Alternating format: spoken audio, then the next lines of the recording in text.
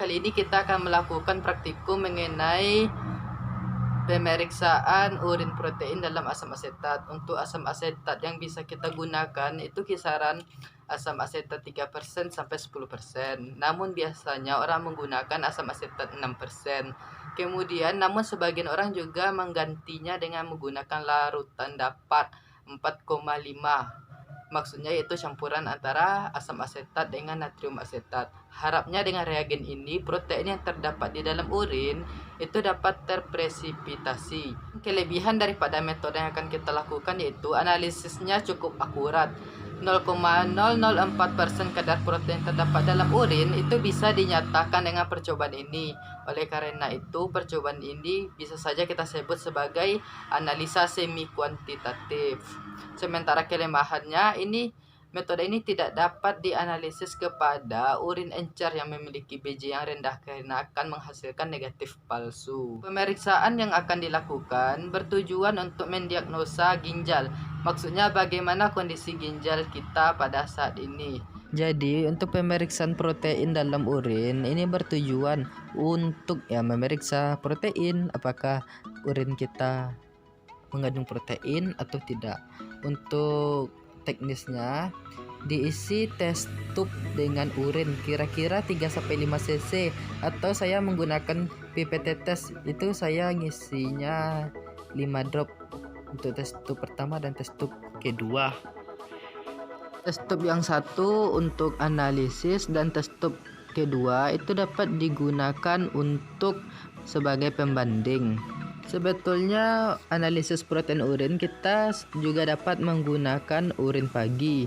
Kalau urin pagi yang kita gunakan itu pas di mana ginjal kita beristirahat, belum terkontaminan. Sementara jika urin sewaktu, itu bisa saja sewaktu-waktu, misalnya kita baru selesai makan, selesai minum, dan lain sebagainya. Setelah urin dipindahkan ke dalam tes tube, kita dapat melakukan pemanasan dengan menggunakan spiritus. Sesuai yang telah kita bahas tadi, bahwasanya berdasarkan sifat protein, jika dipanaskan pada titik isoelektrik akan terjadi denaturasi yang diikuti oleh koagulasi. Denaturasi mengubah sifat protein jadi sukar larut. Penggumpalan ini terjadi akibat pemanasan dan penambahan asam.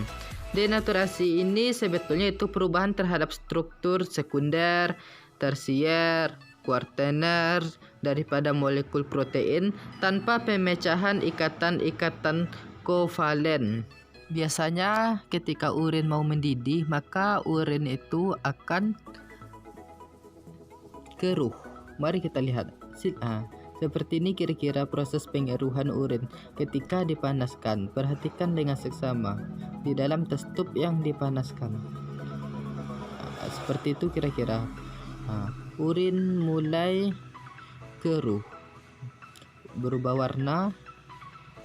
Seperti itu. Seperti ini kira-kira pengawatannya urin telah dipanaskan. Karena urin yang telah dipanaskan keruh, oleh karena itu kita tambahkan asam asetat 6%. Kalau di sini saya menambahkan asam asetat 6% itu cukup 3 tetes saja. Lalu dipanaskan kembali. Semisalnya urin telah mendidih tadi dan urin tidak keruh, maka itu dapat langsung dibaca hasilnya.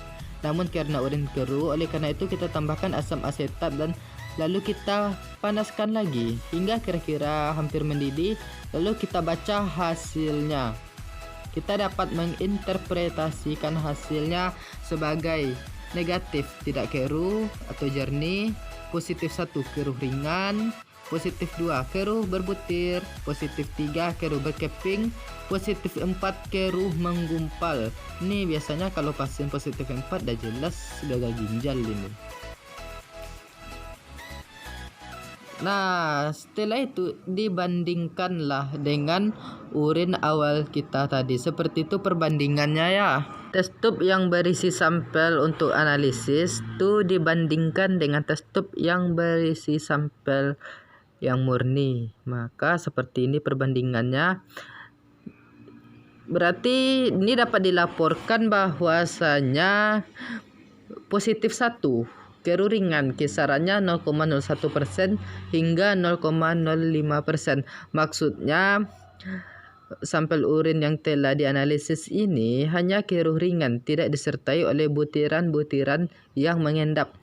Jika positif 2, dia itu butiran-butiran mengendap dan mudah diamati.